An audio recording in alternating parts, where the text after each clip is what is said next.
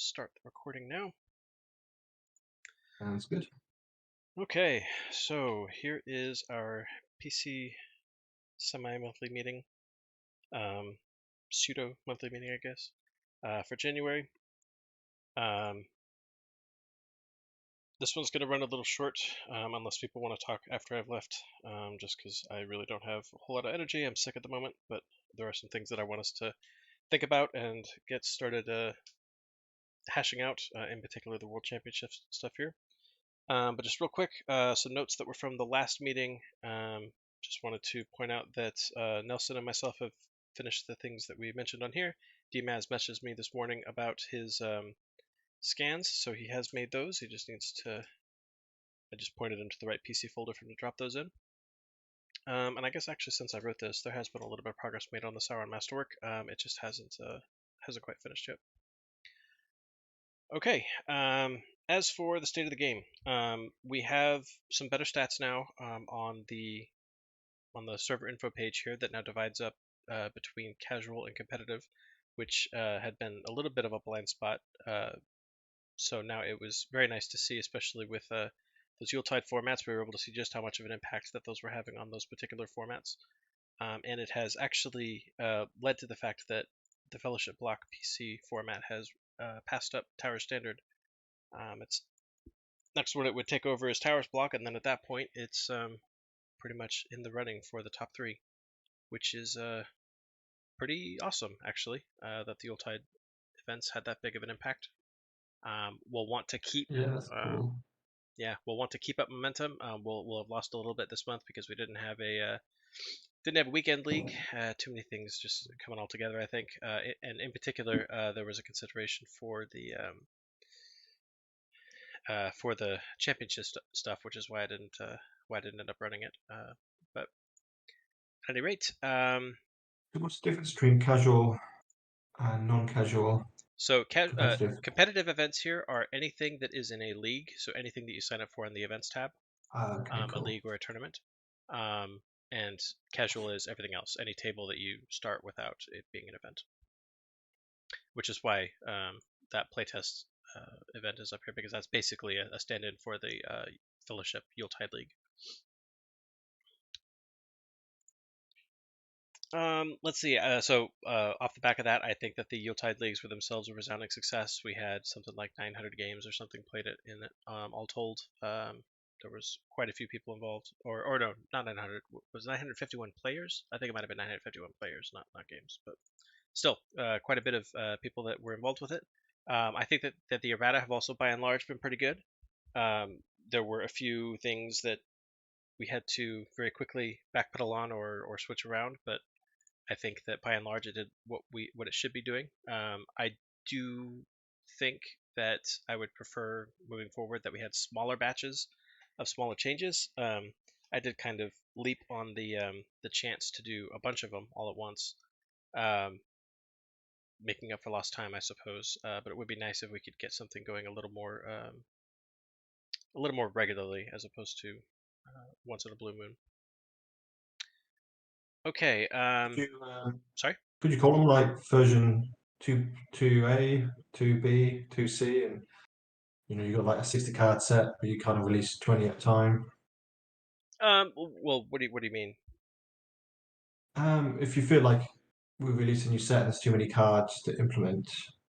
Oh no, not the V cards. I'm talking about errata specifically. Okay. Because this last Yuletide we didn't release any V cards. It was all errata. About 78 errata or so is what it ended up at. Um, and while some of them, the very nature of it, like the discard rework, all had to be done all at once, there wasn't really a point to doing just a few of those at a time. But all the rest of them that were just sort of spot checking individual cards or individual concepts, like those could have been spread out. There's no inherent reason that they all had to go out together. And so that sort of thing where we yeah, those could have been, in a 5 card batch or a 6 card batch or something somewhere. Is yeah. Ideally, I see us, once we do have the analysis set up to be automated. Ideally, I would see us taking a look every month and saying, okay, well, what cards are garbage, and what cards, appear to be doing a little bit too much, and trying to address those at the same time. And so just little by little whittling each of the formats into something that's a little more balanced. On that note, though, and I realize I haven't written that down here. It occurs to me that a good number of some people like to say that some cards are balanced around being used in sealed as opposed to being used in constructed. Um, and sort of related to that is the fact that the sealed leagues are not set up properly to work with errata. Basically, when everybody was opening up their packs, they got the original versions, and then when they went into the tables, it would automatically convert them to errata. But that's um, kind of bad. So I would like to let's see. So one of the things that we need to put in here is fixing sealed with PC formats to utilize errata. I'm not sure how that needs to be done yet, but something needs to be done about that. Let's see. Sealed leagues. So I think that we have done pretty well on those the sealed gala events. Nelson has done a great job of designing those, and I'm happy to see that the work that was done on the sealed events has made it easy for him to create whatever needs to be done. Outside of a few hiccups like that, it's gone pretty smoothly. So, is there anything anyone wants to talk about before we jump into the World Championship stuff? Anybody have any topics they wanted to go over that didn't get written down? No, that's good. All right, well, let's just jump right into this then. So, I would like to this year run a World Championship again for Lord of the Rings. Decipher ran these every year while the game was active. The Star Wars PC attempted to run a 2010 World Championship during one of their events, and so that was kind of an unofficial Lord of the Rings World Champion. But I think that it is past time for us to try and have kind of a yearly event for us to be anchoring everything around, so that changes can be built with the championship in mind, that all of our official events can be kind of funneling people into that world championship, and then there's just the fact that it gives people something to look forward to, something to aspire to, especially. Um, so I've spoken with several people at this point, both from the Star Wars PC and from just people that were willing to reach out to me, that have worked with Lord of the Rings and other games in the past. Um, Witch King X5 in particular, times five, Witch King times five. Also, sorry, I'm out a bit. Words are not coming out well. He gave me an outline that I thought was pretty darn good for something that is, I think, the best bang for buck, as far as the amount of effort that it takes for us to set up, and the amount of flexibility that it grants. But anyway, so I'll go ahead and go through this real quick, and let's see what you guys think. I know that Stormborn, you had some opinions about this, so we can just kind of give this some discussion. Yeah. So the basic idea is that we have a 4-ish day event, basically 2 weekends apart. On day 1 and 2, it would basically be a series of time zone separated Swiss tournaments. So there would be something in the morning, something in the evening, on both days, that are specifically set to offer everybody in every time zone a chance to get in. There's also an opportunity to spread those out over different formats. So we could say that, okay, here's the morning fellowship event, here's the evening fellowship event, and cycle those throughout so that there's a little more coverage as far as what people are experts in. And then on day 3 and 4, you would take the top 8 of everybody that ran through the Swisses, and then you would have your single elimination, finally culminating in the world champion being crowned. So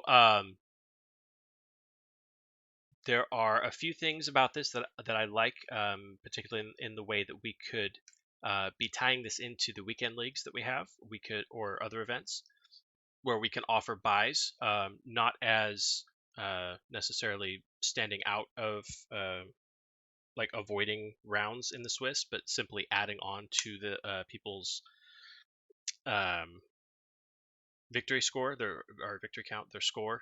So they would, if somebody came into the tournament with 2 buys and then they played 5 different people, then they would leave with a score that had at least 7 games in it. So it's an advantage, but not necessarily a guaranteed advantage. If you came out with it with that, if you played with those 5 games, but they were all losses, then you would end up with a score of 2 out of 5, which is probably not going to end up, or two wins, 5 losses, which would not grant you a very high ranking probably. Um, and so one of the things I like about that is that even though you can earn buys throughout the year, we would I think we would put a cap on it. We would make it so that you can only get 1 or 2, um, so that you could get yourself that advantage, but you still don't get to rest on your laurels. You still have to show up. You still have to play. It just makes it a little easier, as opposed to a slam dunk into the top 8. Um, so both individuals, Witch King X5 and I mentioned, I didn't really mention by name, Beelise was one of the Star Wars PC members. They mentioned, they suggested alternating between Fellowship of the Ring and movie during day 1 and 2, and then running movie during day 3 and 4. Or perhaps, like, I think one of them also mentioned that we could do something like during the top 8, we basically alternate between fodder and movie. Um, I'm not sure how I feel about alternating during the tournament structure, or during the single elimination tournament, but I do think that we should probably try and make movie, at the very least, the final championship game, regardless of what we do. I don't think that expanded is yet in a place where we can seriously consider it. Fellowship of the Ring is a little too simple, maybe. I don't know. That's really just kind of a gut feeling. But I Yeah, mean, with the Yeah, that yeah, I was just going to say with the time zone separated Swisses, one Fellowship of the Ring, one Towers Standard, one movie. and see that Just that seems, that's an option too. Is that during the Swisses we could in fact throw in one of those and may say, okay, this is the expanded one. If you want to play expanded, then you can come in here on this initial Swiss, and then that would at least give expanded players a chance to get in. They wouldn't be able to uh, compete in expanded for those top 8, but if they're able to play in expanded, they could probably play in other formats too. So somebody else was going to say something.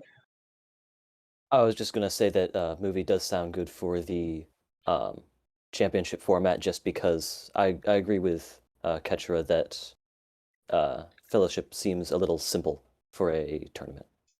yeah, and Yeah, we can and on the also, sorry, go ahead.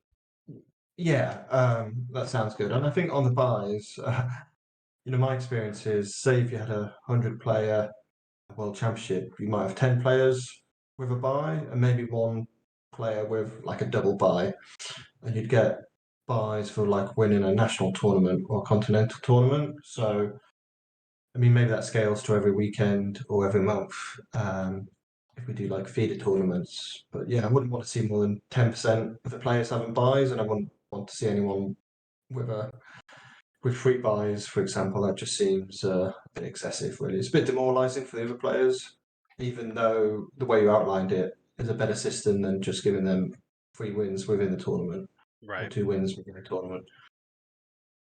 So the suggestion that I had was that, or that was given to me that kind of distilled down, was that we would basically repurpose the weekend leagues to be a way of earning buys, and the person that comes in first would earn 2, and the person that comes in second would earn 1, and then you would be capped at 2. So if you managed to come in first during one of the weekend leagues, which is, except in the cases where there have been a couple of weekend leagues where there were hardly anybody that joined, where there was like 15 people or something. Except in those cases, it's not very easy to get to the top. Um, so I Yeah, that doesn't sound too bad. Yeah, Yeah. So I They mean, just need to be scarce, I would say. yeah. So if we're here in January, and then if we were to run this in October or something, then that's 9 chances. So we're talking 18 people would have. Well, not even necessarily 18 people, because if the same person ends up in the top two, then those buys just kind of evaporate. I wasn't really planning on, moving it down to second and third, or third and fourth, if the top two were had already received it, had already hit Kind that of cap gives on buys. players an incentive to keep playing, even if they've got to buy from the first weekend, just to Yep. prevent other people. Yeah, I mean, if prevent it's other people truly from getting. truly competitive, that is Mhm. an incentive. Yeah.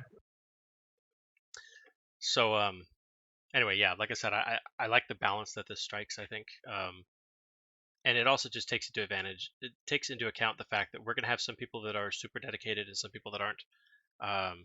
If you want to play through all the weekend leagues and get yourself as many buys as you can, like that will be an advantage, but it won't be. But on the other hand, if you can set aside a couple weekends, but you can't always do that all throughout the year, then you still do technically have a chance, and you're not totally way from behind.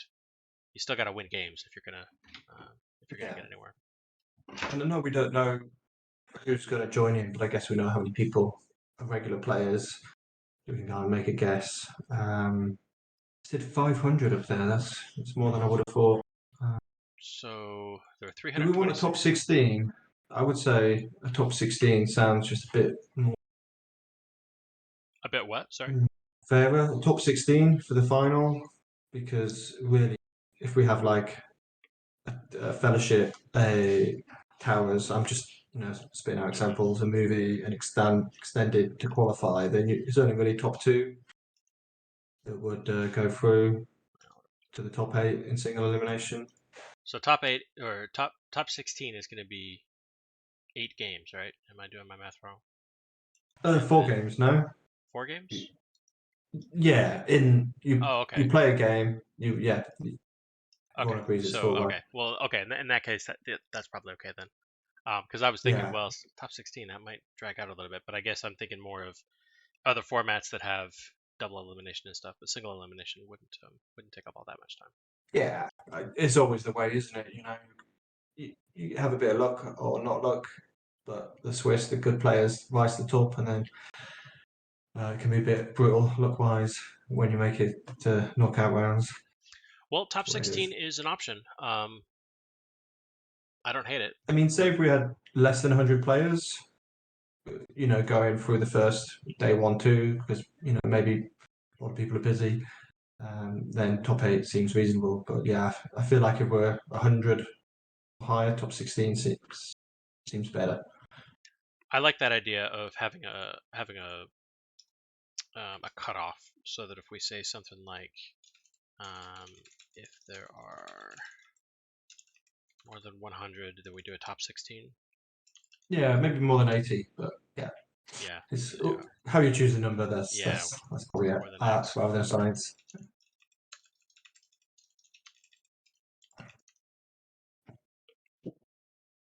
You've also got the interesting situation where someone would want to play in the day 1, 2 tournaments for just reasons. They want to win a tournament, do well, play some games, but then they may know that they're actually busy in the Yeah, and days. then yeah, I mean, hopefully somebody who's able to play that well is either going to communicate with that with us, um Yeah, or something. And like,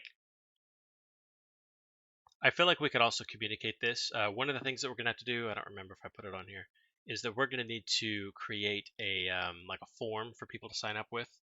Um, in particular, so we can get email addresses and such for um, awarding prizes, which is one of the things we need to determine on here. Um, One of the things that I want to do for a prize, for instance, is to let them choose what card to get a custom full art or masterwork. Um, mm, and and then there would be 2 versions of that card released. One with the 2023 world champion, and then it would be absolutely unique to them, and then everyone else would get the non-branded version. Um, so I mean, that just seems like a shoe in to me. yeah, that's nice. But I see you have written on the prize support physical booster box, and I can't help but wonder, what booster box? Because there are barely any left on the market. A movie booster box. Yeah, I don't know. It's that's why I put a question mark next to it. It seems, I mean, it seems obvious to offer something like boosters, but yeah, at the same time, it's drying up a little bit. The only one that's consistently available, I think, is Black Rider is consistently available for less than $150 Hmm, US. yeah, You can get Fellowship or Two Towers for 95 from Hills Wholesale Gaming. and that was honestly something that I was also going to be reaching out on Facebook. Once we have our Mm. details figured out, and asking, is there anybody that would be willing to donate something towards the World Hey, Championship? I'll donate a Shadows booster box. Hey, right on. Yeah, I tried to sell it to someone in Europe and it got their eBay account got deleted. It's not anyone in our group. I'm trying to remember what country it was now because I've sold a lot internationally. This was like 2 years ago. And I worked with eBay for a long time trying to track it down. And like 6 months later, it showed up on my doorstep with a ton of stickers. So I was like, Yeah. all right, well, I got a freebie. So yeah, I'm happy to donate that if someone will cover shipping to whoever wins. Yeah, I can step in and say I'll do shipping on everything. In fact, I would almost prefer if we got everything shipped to my house so that we could send it all out in one batch instead of Oh, sure. piecemeal. So yeah, I can definitely take care of that. So a Shadows box for DMAZ. Katura will do shipping. And yeah, and we can reach out, and there's some rich men of Lauder out there with a bunch of stuff. I'm sure they might be willing to offer individual cards or something. And so another big part of this is what to do if we do end up having physical prizes. What do we do in the case where it is not possible to get the prizes to them? For instance, right now, if anybody lives in Russia or Ukraine, it's impossible to ship to them. And way back when we first started the PC, one of the first events that we did was a raffle prize where we raffled off a bunch of cards, and every single person was outside the United States, and it took forever for the prizes to get there. Had to go through customs and all that. And in one case, one dude was in Russia, and we just straight up couldn't ship to him. So I PayPal'd him the $15 that the card was worth. Obviously, I'm not too keen on doing that for booster boxes, considering how much that is. But especially when the cost has been democratized too, if we're taking donations. So we need to figure out what we're going to do in that case. If it's just a shrug, sorry, you missed out. You could There's probably a also way, isn't there? you could There must be also a way. offer. Yeah, Sorry, go what on. was that, Tunidan? I was gonna say, you could do a small entrance fee that could, if there's enough people that sign up, could build up to be enough to cover something if we need to buy anything. It's a possibility. I mean, something like $2, €2. Really small, but if you've got 100 players, that does cover costs, doesn't it? The prizes. True. I'm real leery. I mean, it's probably unreasonable in this case. I'm really leery about taking people's money in the PC, associating the PC with money at all. Um, for instance, what do we do with that $200 if we don't end up needing to pay out anything? If everybody does happen to be in a place that can be shipped to. I think you need spare, you just pay for the server costs, isn't there? So put it towards that. True. I mean, I guess also with ownership, if people pay for something, they're going to turn up as well. I know this sounds daft, but people are probably more likely to turn up if they paid for it. No, you're not wrong. Um, Yeah, that's yeah, it makes it more of an actual contract, doesn't it? We'll put on a good show and they'll turn up. Yeah, I mean maybe somebody here has to volunteer to use their PayPal and they can collect it. It's not really part of the PC. Right. Just And move the yeah, money around. I would take care of that. If it ended up going anywhere, I'd have it go towards mine, and then I mean I've already taken funds from people to do the server costs and such, so it's that part Yeah, already. Yeah. something to think about. We don't need to make a decision today. And Right. I think if someone does live in Russia, I think it's something we just have to think about what we can do when that happens, because it might not happen. 90% won't be an issue, right? It happened last time. Out of something like 100 different entrants, all three were, one of them was in Russia, and one of them was in Poland, and the other one was the UK. So it was.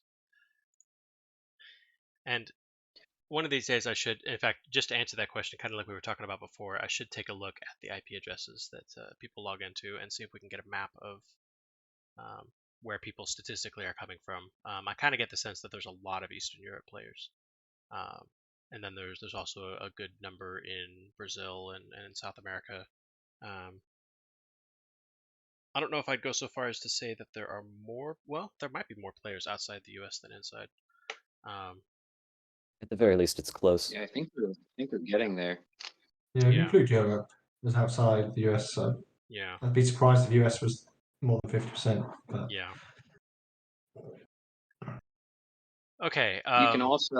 You can also send via like Bitcoin or Ethereum or something. I had to refund someone in Russia that tried to buy something, and I couldn't. I like obviously couldn't ship to them, and eBay wouldn't let me refund via PayPal, so just had to refund via Bitcoin. So I mean, you could always use crypto if it came down to it.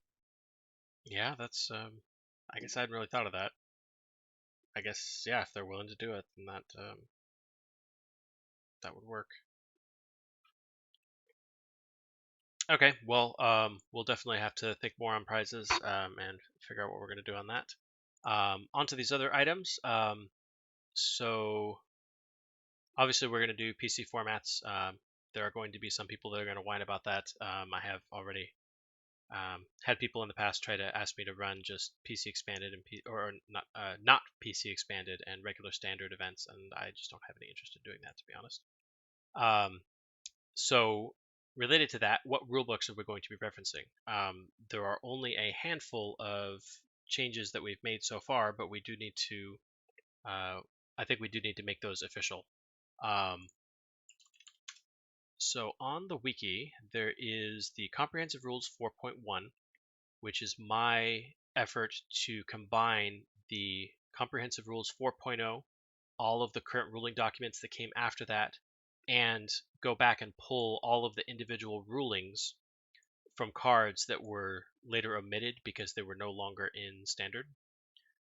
So this is as best as I can make it. Oh, it also includes the tournament rules.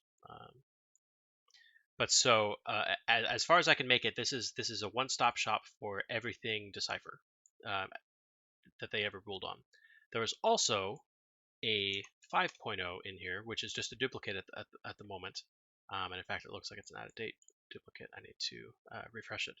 But I think that at some point we do need to own this and make this our version of the rulebook and add things like the definition for item and list out all the individual errata that we use and define what our formats are and stuff like that.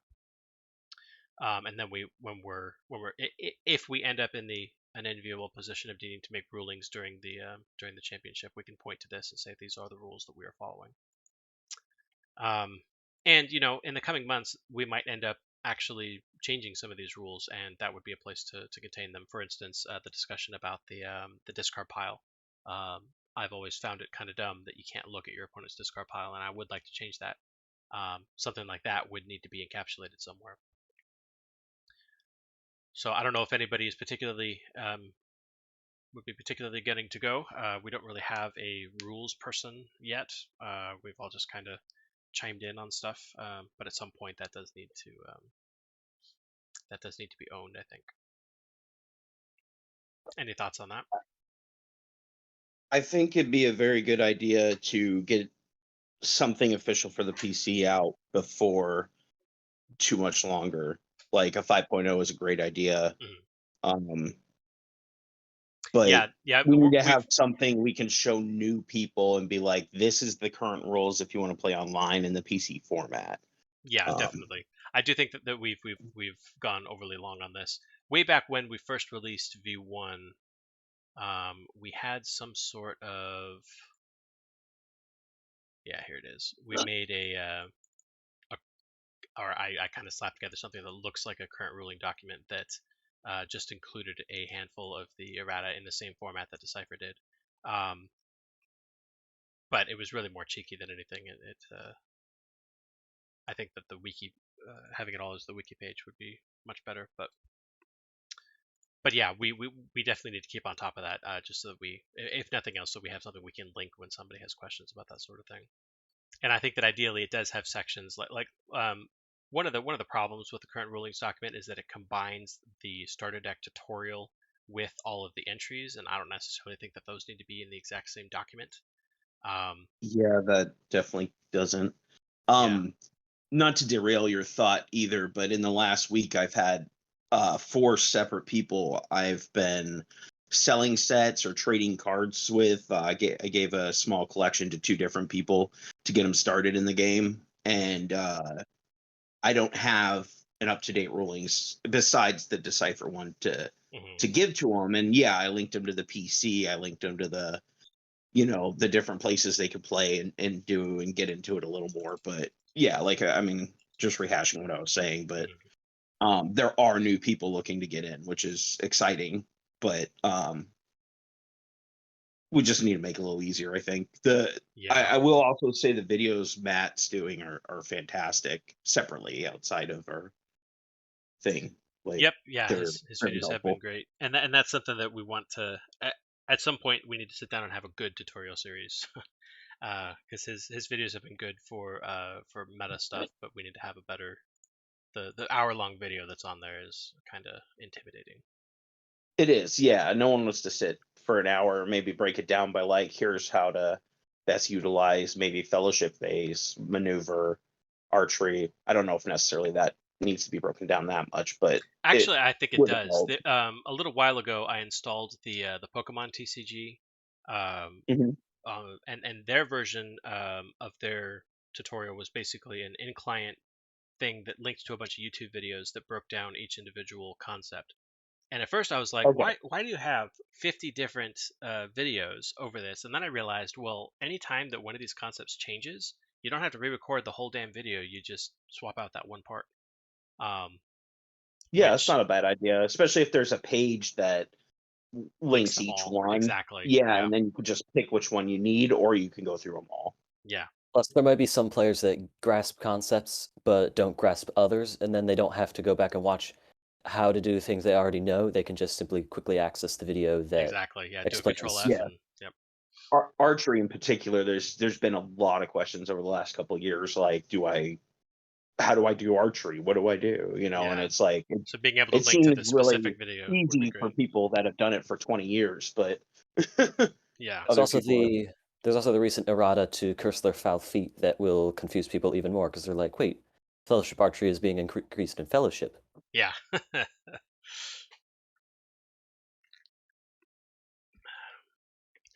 Okay, so we definitely need to get that up and running sooner rather than later, like DBM said, so that it'll be in people's heads, and we'll have linked it people to them, and they'll be aware of it well before the championship itself. Do we need a volunteer? We need someone to do that. You tend to Sorry. do quite a lot of the work yourself, so Yeah. Well. Yeah. Someone needs to own it. I would definitely be willing to help anybody that is willing to step up for that. If nobody does, then yeah, I'll end up doing it. But I mean, could we even, if nobody fancies it within this group, could we make a call out? There might be someone who really enjoys rulings and sure, yeah, we rule can make a ping. documents We out there. can. It takes a special, well, not special, but it takes a certain kind of person who enjoys that. Someone enjoys designing cards. Someone enjoys other things. Okay, next, related. Who are our judges, and what are the sorts of calls we're going to make if there's a crash, timeout, no-show, or a game-losing bug? So Gemp is not perfect. There are plenty of cards that are bugged and have been bugged for a long time. While doing the errata for Dwarven Axe, I discovered that it ignored one of the rulings that Cypher had made and had been like doing the illegal part for a couple of years. Stuff like that, I'm sure, is hiding everywhere. I'm not sure what way we should rule, but we should have a set of guidelines in place again well before the championship itself. How do you handle a crash, for instance? Is it just, well, play against each other now that you are aware of all the tricks that your opponent has in their deck? Yeah. Like, what do you do in the situation where somebody's internet goes out and they they time out? Like, is that just straight up, sorry bro, like I I get think it, it is, it's but unlucky. Yeah, like that one might make sense to say, well, sorry, It's a tough one. Someone could also, oh no, I was gonna lose and my Yeah, internet and crashed. see, that's the other Yeah. side of Like, the there's coin too, that. is that if there are specific rules, then they can be played, and it's yeah.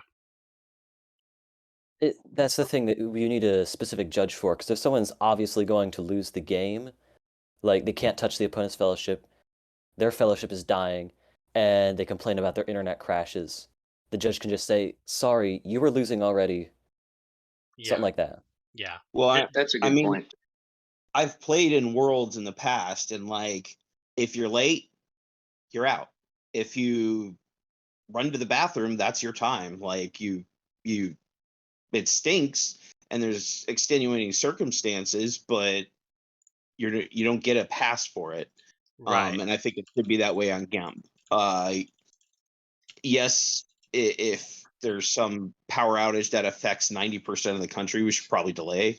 But Well, in that case, I imagine we have bigger problems. But yeah, yeah, but I mean, if your internet went out at home, it stinks. I'm sorry, but you know what? You can play this game on a phone. You yeah, don't need internet. that's true. And in fact, that may be something to point out is like Can you play it on a mention. phone? Yeah, Yeah, have a I played- backup. Yeah, it's not that hard. Or it's pull up a hard to hotspot zoom on your in, phone but and then yeah. use your PC with a Alright. I hotspot. thought you meant like Gemp on your phone, No, on a you can. browser, on your phone. Yeah, you Yep. just have to. I mean, it stinks a lot doing it vertically. You have to turn it Yeah. horizontally if you're going to have any Yeah. chance. But yeah, it totally plays on mobile. Not great, and that's something I want to change in the future. But it's going to be a lot of work.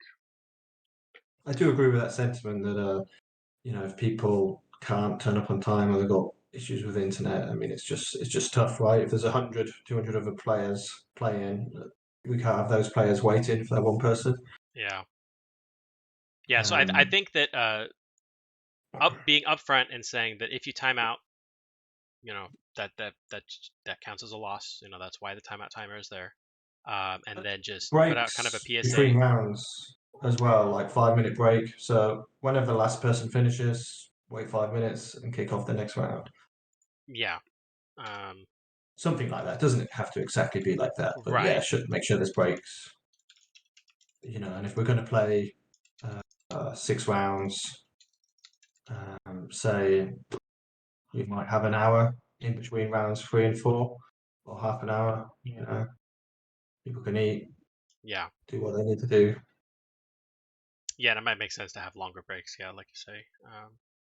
Yeah, just one long break. Yeah. I think like top 16, you'd probably just want to keep going, right? Maybe a 10-minute break between rounds, and that's probably sufficient. Right. What does interest me is the game losing bug and things like that. So, what I think is wonderful about Gemp and the fact that you guys you creating Gemp and you're maintaining it, and you can make changes, right? So I feel like any automation we can do in terms of assigning the rounds in Swiss would be very beneficial rather than using external software, and then having to publish that somewhere and then having to say, you play this guy, you have to find them. The rounds are automatically there and people can find their name, click join table. that's the kind of automation I'd love to see if that's Mhm. even possible. I need to double check and see how the actual tournaments themselves work. I've never actually joined one myself, but I know that they exist and they have both single elimination and Swiss already built in. Yeah, I'm They planning are, to join one and just see how it works. Yeah. We keep meeting up in person, me and my friends at the moment. So we're going to wait for an online session.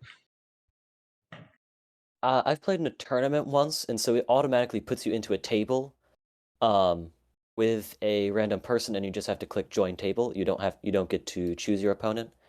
It just appears in the bottom. Yeah, No one can that's good. spectate, and you just click join table and play the game. So it shows up down here, or Yeah, when the time reaches, you click join queue, and if you're in the queue when the tournament starts, then it just automatically places you in the table. okay, You gotcha. don't have to join the table or anything. Right. You just So I have guess it's to start about the game.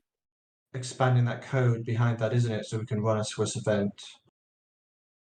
Yeah, we should be able to have an additional screen or something that shows what the schedule is, um,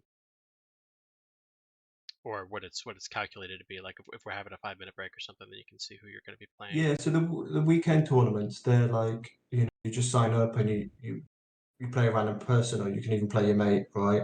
So I guess some of these weekend tournaments we want to do as proper tournaments, like the single Oh, I see. elimination I see what you're Swiss, saying. just to get that practice in, just to refine the software, perhaps. That's a good idea. That's a great idea, actually, making some of them. Or are we gonna do like regionals before, like they used to, or the, they used to do North American Championship, European Championships, and those would all get you spots into, day 2 of Worlds versus day 1. Are we doing that, or is it just everybody shows up on that day and plays it out? Well, for one thing, I'm not sure how to enforce it. That yes, you are actually from this region, since everything is played digitally. You could just hop into a VPN and join on the European one, or join on the New Zealand one, or whatever. Yeah, And Yeah, we talked earlier about different time zones and having day 1, 2 being 2 or 3 or 4 tournaments which start at different times, so that wherever you live, there's going to be 1 or 2 tournaments suitable for you. yeah, and I think that's about as much as we can really meaningfully do. I don't know yet what regions should be divided up. Like there's probably just by this point there's probably just a U.S. region, right? And then well, a Brazil region and a French region and Poland. it doesn't necessarily have to be regions. We could just do like, you know, 2 different well, I guess it's still regions, but 2 different regionals. You could do like everything North South America, and then the next one is everything Europe and Asia. But what am I trying to say?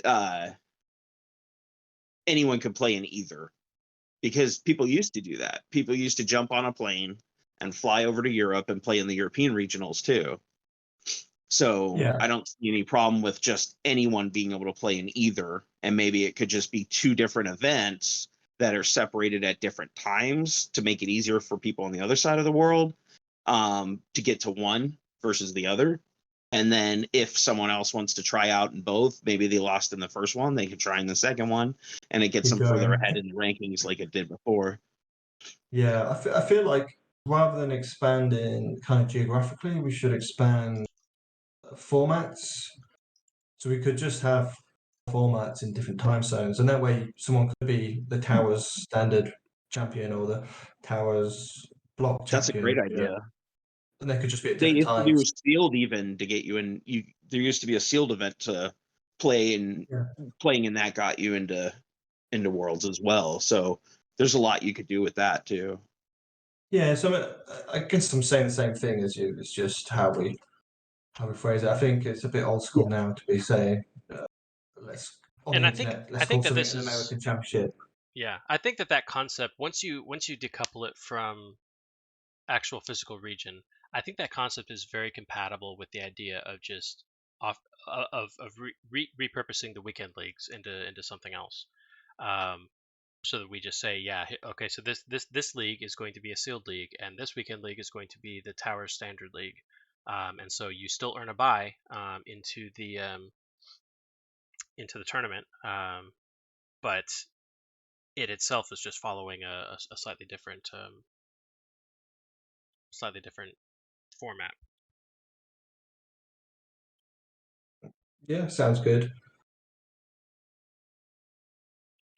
Okay, and then related to the concept of bugs, one of the things that I'll be working on in the coming months is I want to get a resume from replay function working.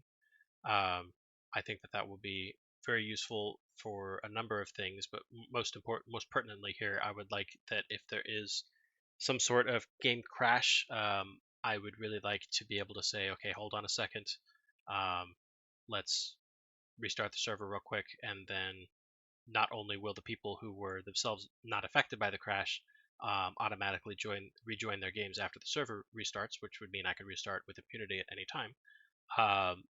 Then we would also be able to say, okay, now a moderator will set up the table for you from this replay, and you guys resume from the exact moment of the crash.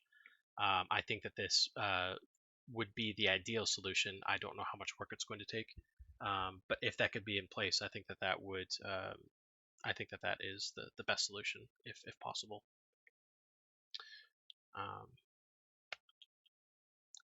Okay. How about the name? Do we just keep going with World Championship, or is there some other specific wording that should be used? Like, any thoughts on this?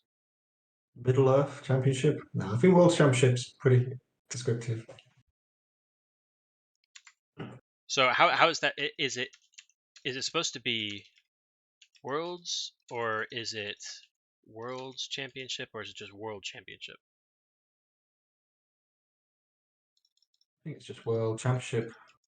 Yeah, I'd go with World Championship. It's pretty obvious what it is from that title. Right.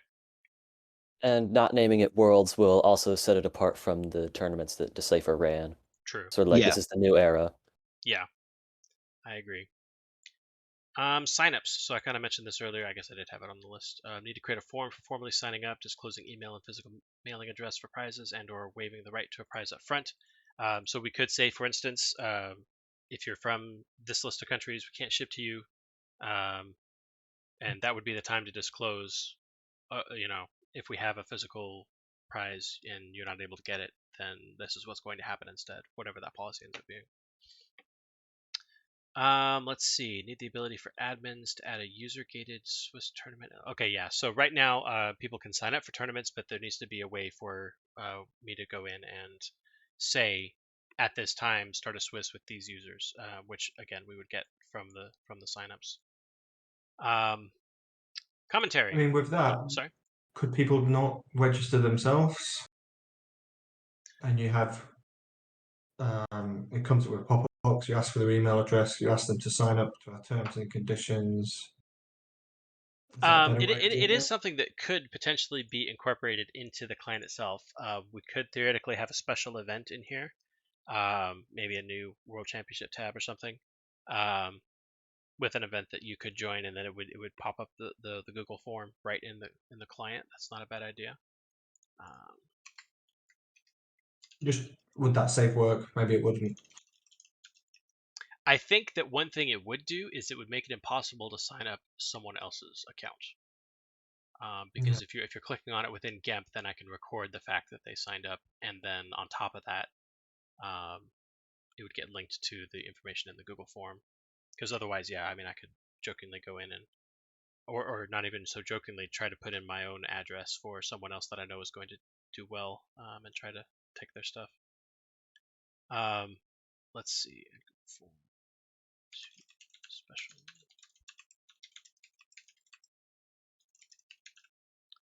That's a good idea.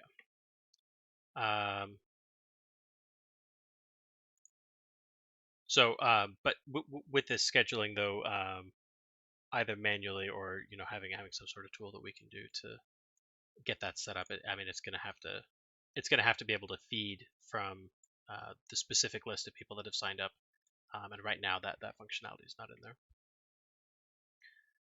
Commentary. So we need some sort of system, I think, and some volunteers. Maybe I can reach out to Matt Manning and see if he's willing to do some, and if anybody on the PC is willing to do it. I would be willing to do it myself. I think that it's probably going to be more important that I'm on standby, so that I can immediately jump onto any problems that show up, instead of being in the middle of a stream. Yeah, I think you'll need to concentrate on the tournament. Right. But if Here's a concern Hmm. with commentating. So, are people going to be allowed to alter their decks between games? If so, I would try to make it as airtight as possible that those people cannot see other people's decks because they very well may run up against them and they'll have knowledge as to what they're playing. So this was actually something that I did think about, where we would record what's happening live, but then not release it until after. So that, Okay. that way you can still get live reactions to anything crazy going on, or even if we might even get around to fixing the replay system so that it plays things back in real time, instead of as fast as possible, and then we could just react to the games after the fact too. Yeah, I wonder if you could lock down Gemp so that only the top 8 could play that day, so nobody can actually see what's going on, and that Oh, way that when they watch the matches an hour later behind, it is a genuine surprise. that's a Or that, play the that's a good games on point. a different server. Oh, yeah, that's quite easy to do, isn't it? Hmm. Well, You could, I think. if Or the on the top test 8 server. If the top 8 are in their own tournament, I don't think they can change the decks between games, or we could fix it so that they can't change the decks between games, and you could just stream those since it's just the top 8 at that point. So I know that I mean, these what they single elimination do, ones don't permit you to change. You register a deck up front, and then that's that. yeah. Yeah, But I think it's the same with the other tournaments. with the Swiss, yeah. So I think in Magic tournaments and maybe some other games, your opponent's deck list is known information. So that means if someone is streaming it and someone is looking at the stream, they're not gaining an advantage. And that's Huh. I mean, that's a bit. Well, That seems like going a bit far. in Like if well, on the other hand, Magic also has the concept of a sideboard, Yeah, whereas we don't. I feel like if somebody knows that you're bringing in a dark horse strategy, they could bring in the dark horse counter. So I don't think I would want to go that far. yeah. well, in the I original wouldn't think. Decipher Worlds and stuff, the players had to sit in their seats or leave the area. They couldn't watch the other players play. So I think it's a good idea, like you were saying, to delay it or have it on a separate server. Yeah, I just think we need to be wise on this because yeah, even if you're just winning a title, some people take it a bit too seriously. If you know what I mean, Hmm. and they will cheat. It's just unfortunately affects life. Yeah. Yeah. I think, yeah, if we just set it up so it's not possible, it's just better for everyone. We don't need to worry about it. So If something happens after the fact, we're covered, right? We did everything we can to so prevent that. that also brings up the question to me of, should we permit changes to decks between rounds? No, they I didn't think do it so. before either. Or at least in my opinion, no. But they didn't do that in the original Worlds, Hmm. unless it was a different day. You could change decks between days, but not during the Yeah, tournament. Hmm. And if we're promoting this months in advance, like up to 3 months in advance, people will have time to tech their decks as much as they would like, include necessary counters and whatnot. Right. Okay, that works then. The exact date to run. So I did some research. Star Wars is running their Worlds in August. Star Trek runs theirs in September. So that almost seems to imply that we should run in October. But that's really more of a jokey target more than anything. But does anybody have any opinions on that? October is good. It gives us a bit of time to iron out some of the kinks and plan for it. It's a quiet month as well. I've noticed looking at games that people play less in summer. Yeah. People play more like January, February, There's probably the biggest there's months. a surprising number of people that seem to play during work or school. Um, Working from home, maybe. Um, Yeah, the number of people playing Christmas Day is surprising. It's like 200 games on Christmas Day Yeah. plus. So I think October's good. Maybe people in countries with good weather, good summer weather, they might not be playing much in summer. So another reason October's good. So as a tentative date, does like the 14th and the 21st, like, does anybody have any objections to that? That I know of. No, either Yeah. one would be fine with me. Well, it's actually, so it would be the 14th to the 15th, and then it would be the 21st, I think.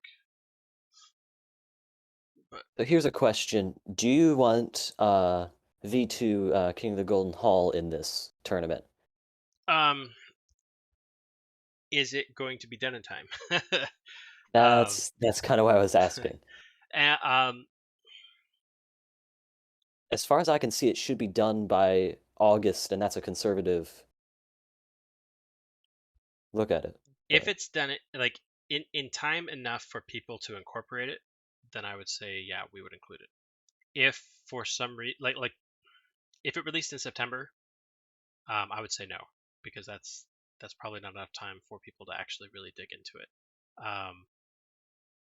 If we yeah, could, hopefully I can get it out before August. However, I think that's at least it should be done by August. Hopefully it'll be done before that by a month or two. Yeah, So- let's make a call on it in July. yeah, that's If probably a it's good. not And about actually, to be released.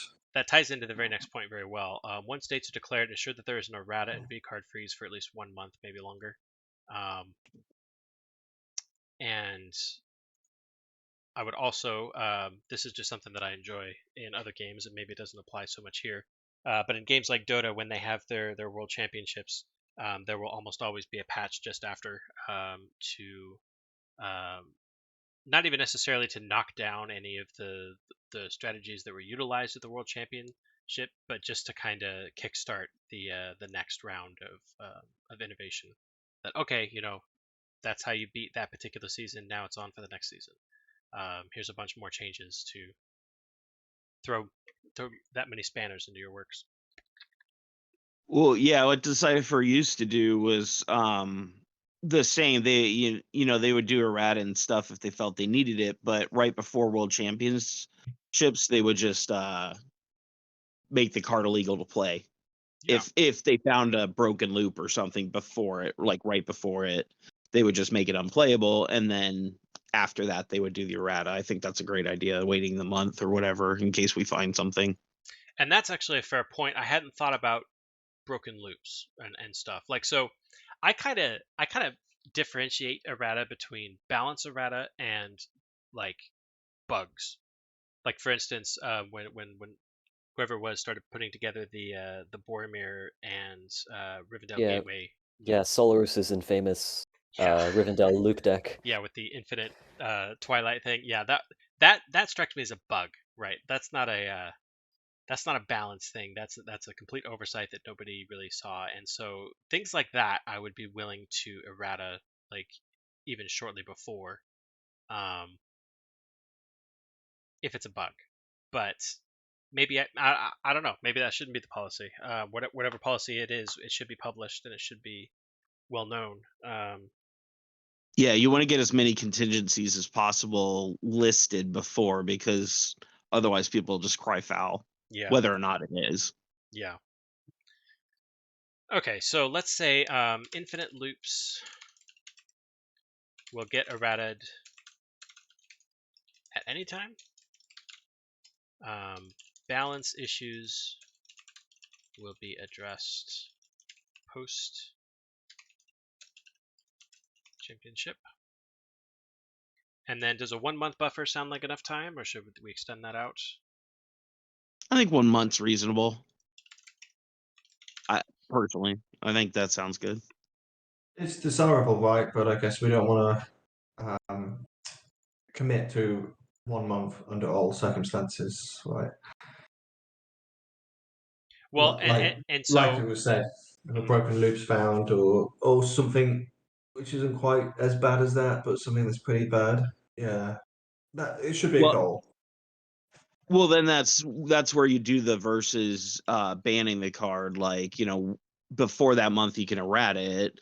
After that month, you just ban it for the championship, and then errata after. Yeah, we're quite a small community, I guess. So in the Star Trek CCG world, there's some very ranty people that I know they'll make a lot of new cards, but they can trigger people and they just go on rants and they're quite aggressive about certain cards. I think, at least. I don't think I've not seen that here really, but it could be an issue, right? If we release a new set, say in August, July. It's probably a damned if you do, damned if you don't situation, but Yeah, it is. Yeah, Oh, so I long mean, as Decipher did that though. Mhm. Like, yeah. Decipher did it'd that still be too. played. If anyone complains, we can just say, "Hey, Decipher did this. Would you have complained to them?" I will admit to having weaseled out of complaints by pointing to Decipher having done it. Not because even though I normally don't count that as a reason to do something because they made plenty of mistakes, but I have thrown that up as a smokescreen when I don't feel like arguing. It's I mean, I remember playing the Hunters Worlds, and Hunters had just come out, and a lot of people were upset they did it because there was such a power scale difference. A lot of people just came to Worlds versus played all year in tournaments. So they didn't see how the, Shadows cards are affecting up into Hunters. They just played last year, Mhm. and then they showed up that year and they got stomped because there's so many new strategies in Hunters. Dwarf tokens and the hunters themselves, Urix, etc. And they didn't expect it, even though they knew what the cards did. They hadn't played through them. So it was fun and chaotic, but a lot of people were kind of pissy, Yeah. I guess is the best word. But, they should also expect that. They're coming to Worlds. Like, Yeah. if the card's legal, the I card's have legal. You should know yeah, how to I counter. have no sympathy for somebody coming in blindsided and things being different from what they were expecting. That's Yeah. well, And I think a couple of Especially months if you with do the that. set out would be more than enough. yeah. It would mean that they'd have to take it seriously and they'd have to experiment with those cards and they'd have to play with them, which Exactly. Yeah. would you look at that? Like that's right up our alley of what we want. So That's what we're doing. Yeah. yeah. So that'd be a good thing. So last major point for the tournament, unless anyone else has anything. If PC Movie is going to be our master format, especially if we do that as the day 3 or the last day, top 16 or top 8, then we do need to really take a hard look at its meta and ensure that any obvious issues are taken care of ASAP. We've had a lot of errata, especially to PC Expanded. Tunadan has written up a bunch on that. And I feel like we've had a lot of things for Fellowship, but for movie, we've had like one-offs, like there's Castamere, there's Galadriel, Lady Redeemed, and there hasn't really been any. It feels like they haven't been as analytical, saying, okay, what are the strategies that are being involved? We know that elves are big, we know that besiegers are big. What exactly is it about those strategies that are big, and what needs sanded down? So I would really like to make sure that we do a few errata batches over the next few months that specifically try to put PC Movie into a better place. Um, Mostly, so I mean that's what I want to do in general, but I think that we should try to do a few errata batches targeting movies specifically over the next few months. So What I could do is replicate some of that analysis I've done on the PC movie format. yeah, that would be good. We can also, I mean, we do have your numbers for regular movie, which should give us a Yeah, decent starting point. And for an those of you not aware, analysis. on the PC drive, there's this analysis folder, and he's got this movie era stats, and so you can use this to look up any particular card and see what its inclusion rate is in a particular format and an approximate win rate. Take it with a grain of salt, but it is there. And this is for all formats up to movie. So, in fact, so I used this just the other day when somebody was asking about what was the Golden Shield or whatever. Yeah, his golden shield, and they're like, "Does anyone use this?" And I looked at that and I said, "No." Out of Yeah, that's out of 340,000 games, 105 used. So out of 113,000 movie games, 105 used. Yeah, nope. someone's found secret tech on that card. Yeah. So so I yeah, think no, that's the sheet is really useful because I think you can see what cards don't see play. So I think there's a lot of I think that's design that is that we yeah can do that is very much what the sheet is best at, is us being able to say what cards need buffed. Like, oh hey, look, that card has been used 18 times. Are you kidding me? It may as well not be a card. And so when we were doing errata for the Yuletide batch, when people were asking for tools, I was able to go in and look for specific cards that just didn't see use, and I feel like it's super useful for that. It's a little bit more difficult to to really look at the win rate and stuff for cards that are used a lot, but it's definitely obvious when a card sees practically zero use. So Yeah, and didn't I see dwarf guards had quite a low win weight? yeah. In fact, I saw somebody the Those are other day good. talk about where he had a deck that started with Durin and another dwarf, and then like 4 dwarf guards or something, and I was like, "Are you kidding me? Like, that sounds like a terrible start. That's those guys are just gonna get mowed down." But Well, it's fine if they want more strength now. yeah. Anyway, so put some thoughts into this. If you're feeling like doing a write-up, if you're familiar with movie, that's something that is a little bit of a blind spot for me. I've played mostly Fellowship of the Ring, so I can look at something in a vacuum, look at a card interaction in a vacuum, but I really don't have a whole lot of experience with the movie or expanded metas. So I take it mostly on faith when someone else brings it up. But if any of you have more experience with that, I would definitely appreciate. I definitely think that before that we should figure out what to do about the giant dwarf decks that win every game. Hmm.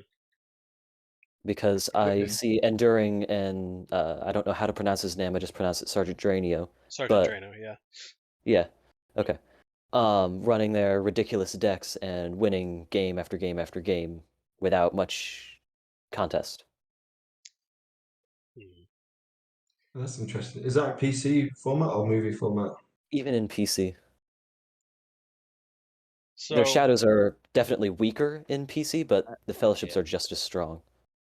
I personally feel like the best way to neuter that is change preparations and Ever My Heart Rises. Those two cards have been a problem for 20 plus years. You know, whether people like to play that way or not, it's always been a problem, even back in the Decipher days. And Yeah, honestly, I would preparations. just get rid of both. The dwarves don't need them. They're going to beat you anyway. Like, your minions shouldn't be taken out before they even get to them. Yeah, the hardest thing about it is it's an easy way around Grima Wormtongue to just, Mhm. which was specifically there when you get Slack Thirsts on preparations, specifically there to handle things like, dwarves that are basically invincible. So it's like, all right, well, I'll splash Grima in there, which is an investment, and then, oh, he's useless. And even if you put Saruman's power in there and they're playing the right Gimli, they can just like discard something else to prevent discarding preparation. So I agree with that. I think also if you just put a limit on it, it's like you're stacking whatever number of cards you decide on Ever My Heart Rises. Just either, you limit that, and then I don't know how you'd be able to limit preparations and Slack Thirsts. Maybe just doing one would help, because then you'd at least stop them from being able to filter their entire deck to get all their possessions in the discard pile. Hmm. Yeah, Yeah, and the issue with Slaked Thirsts is that it also shuts down Chief Counselor, which is the main counter to Dwarves. not dwarves, multicultural decks. Yeah, the It makes multicultural. multicultural decks incredibly powerful. Like I ran Rainbow Wounding, I think, in a game, and I ran Slaked Thirsts with it with the Gimli Ring Bear, and nothing could stop it basically, except yeah. for heavy wound prevention. Well, in the meta anyway, Gondor and elves are the direct wounding. Like, it's weird to me that other than that combo of preparations and slate, there's no other direct wounding for dwarves. Like, you don't just sit there and exert them to kill somebody. or whatnot. So it seems kind of like overkill for an already powerful culture. And I'm saying that as dwarves are my main culture that I've played since day one. They're my favorite. But I've never used preparations or Slake Thirst in any dwarf deck in the last 22 years. Like, I just don't, because I think it's cheap crap. And I would be happy to see it neutered, honestly. So I would definitely encourage you guys to bring up threads in the errata section on the Discord. We can throw up some discussion on there. If you have specific ideas for how to errata them, then I'm all for it. I definitely dodged deciding over whether or not to errata Ever My Heart Rises in those cards. I was more focused on making them less painful to lose against in the interface, where you had to sit there, especially the one that was a skirmish ability. That one was very, very painful to watch people have to sit through and click on pass every single time that your opponent was discarding stuff. But I do think that it is a good discussion to have over what to do about them specifically from a power level. Sergeant Drano claims that he has about a 50-50 win rate, and I might go into the database and pull up his decks and see how true that is. On the last Tomely House, he said it had something like an 88% win rate in movie and an 85 in expanded. So No. How long I ago haven't was it? played him in a while, but his decks don't really like. I feel like I had one most of the time because when your deck is that big, even though it has kind of a broken strategy, there's so many chances for something to go wrong. Like when the deck is that immensely huge. So when I think of broken things that need to be addressed, I don't necessarily think his decks are truly broken. I just think that as you point out, a lot of times, Couture, it's like these kind of toxic in a way strategies that, and again, it's not our judgment to say what's morally right when you're playing a game, but when someone has to sit there and wait for, him to click 50 billion times to get through his entire deck, that's like, all right, maybe we need to address this. Right. I've also only played him in expanded, where I think that there's a lot more ways to manipulate probability for card draws because of all the searching events and stuff. So Oh, that's true. Yeah, it's interesting. Some of my analysis, I filtered for decks less than 100 cards, and it sounds like his decks are bigger than that. Yeah, his Um, cards are his decks are- 116. Yeah. Yeah, I just thought those were bad players, that were playing a lot of cards. Hmm. Or yeah, combo decks, I guess. So either the combo hits off or it doesn't, right? So that's why he's got. I've seen Well, people win run rate. giant decks in movies still that don't incorporate the dwarf conditions, and they just run stuff like Save from the Fire, and they run elves, and somehow they still get through it, and sometimes they're designed not to get through it, and it's just a big deck for the fun of a big deck. Yeah. Maybe to counter discard. Yeah. Discard my deck, huh? I've got 200 and some cards. We could take this offline, right? I guess we're getting Yeah. into the detail Yeah. a little bit. Yeah, that's true.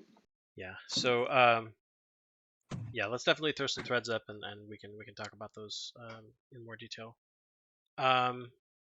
So as for the things that are on my plate, just so y'all are aware, my current project, when I'm not laying on my back, is that I'm trying to settle our tech debt. Most of the errata that went out did not have the unit test that I usually prefer to have, so I'm trying to get all those typed up so that we can be sure that all the ones that have been created are actually doing what they're supposed to.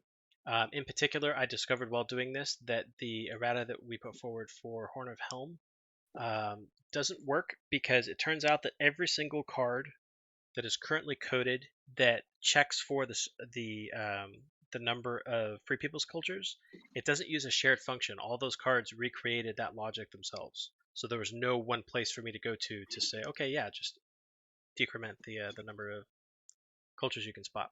So that's gonna for this card, for this errata to work, I'm gonna have to change every single one of those cards that cares about cultures to look at the same place.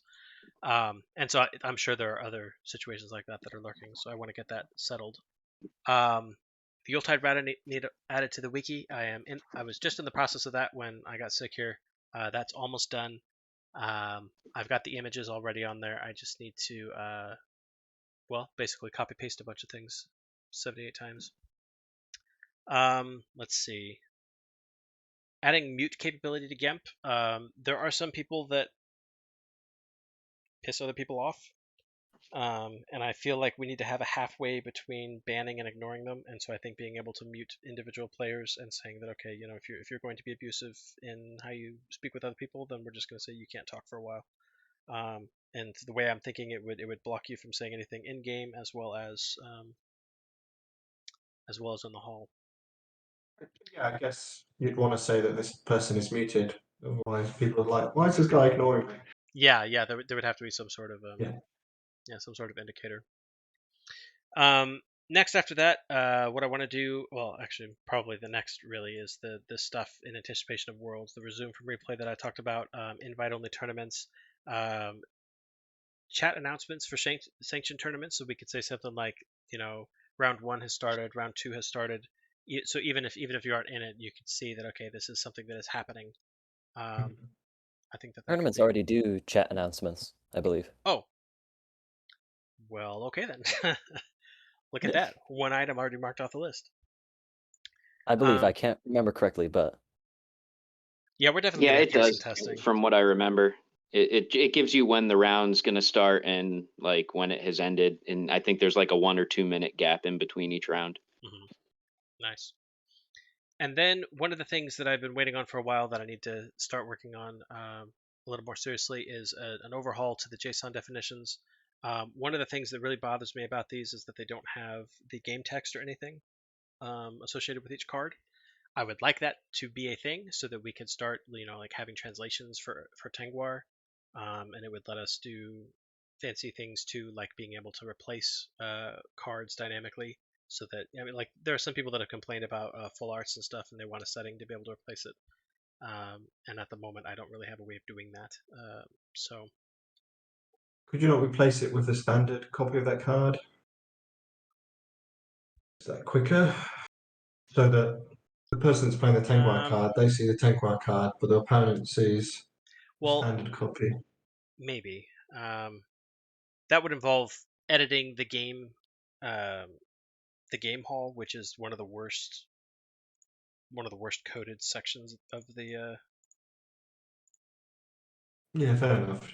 So yeah, Just an idea. I don't know. I would have to look. That might be a quick fix that could be done.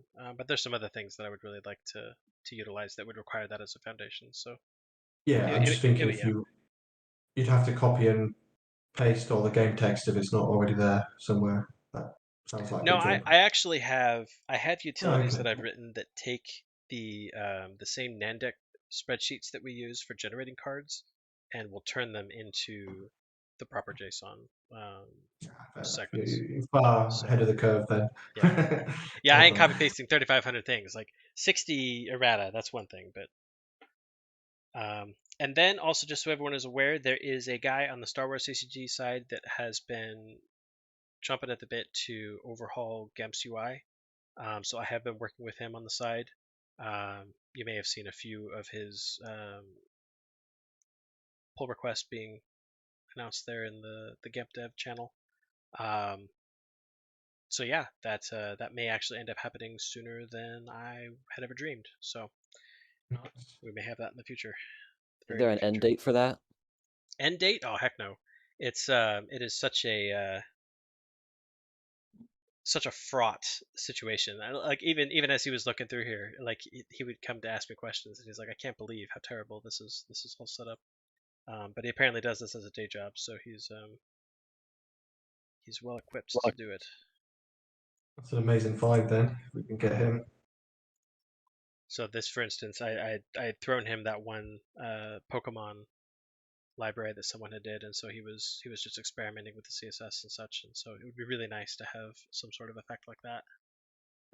But at any rate, he's in the process of rewriting what needs rewritten. So and then so I already mentioned we need to figure out how to do that. Are there any other action items that you guys would like to list here for us to address before whenever the next at the beginning? Do it. Did we go over, because I scanned just those modifiers. So hopefully it's better quality than just the pictures that were before and maybe usable, easier to read. That's for the Race to Mount Doom. And then the next thing I'm going to do is go through the booklet and scan each page unless we already had that. I thought that we didn't, so I should Yeah, scan I those don't as think well. so. So yeah, I would. Yeah, definitely go for it. Okay, but yeah, that's something that people can also just look at offline. It's uploaded to the drive now, so inspiration Awesome. for ideas for the future.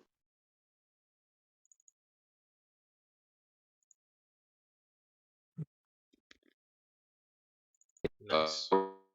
And then this is the scanned version, so it's a Beautiful. little clearer. Yeah, all the other ones that I've ever seen were half curled, and there were 3 or 4 that were missing because someone was taking a picture with one hand. Yes, that's excellent.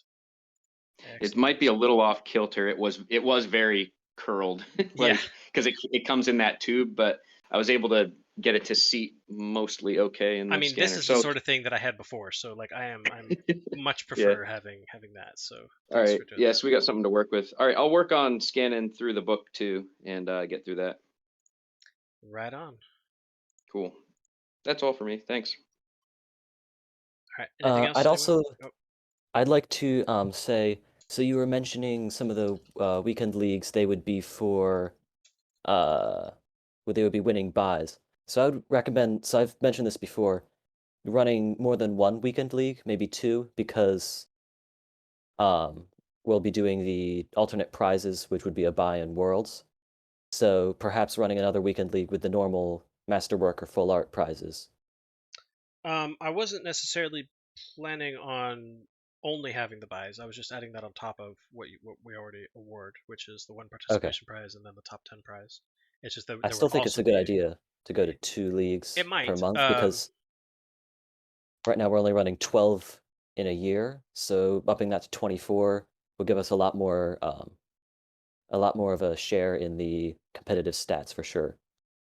I think that's a great idea. So there's a little less than 600 active players over the last month. Yeah, I mean, I'm not opposed to it if I know that Throxler sets up the leagues usually, so I could set up the second league if you wanted. so I've heard it doesn't take very long at all. yeah, actually setting up the league is not difficult. That part takes 2 seconds. I mean, it's a matter of you just got to go into the league admin section here, and then we can add a constructed league. That takes no time at all. What takes longer is deciding what formats they're going to be, what the prizes should be. That kind of stuff is what actually requires effort. So if we want to take on a second weekend league per month on top of the sealed league, then what we need to do is we need to sit down and make a spreadsheet and actually plan out ahead of time, so that I or someone else has time to make the prizes and put together the announcements, and that we announce them in time on Facebook and elsewhere, so we have a schedule to refer to instead of needing to recreate that from scratch every month, every time. So I'm not opposed to it, but we need to actually plan better if we're going to do it more than once a month. Yeah, maybe that's good to have some kind of planning meeting because then we can plan leagues, tournaments for Worlds as well. If we want to build it up, say, do Fellowship, then Towers, then King, and then around that. Yeah, that's a good idea. Set up a planning meeting for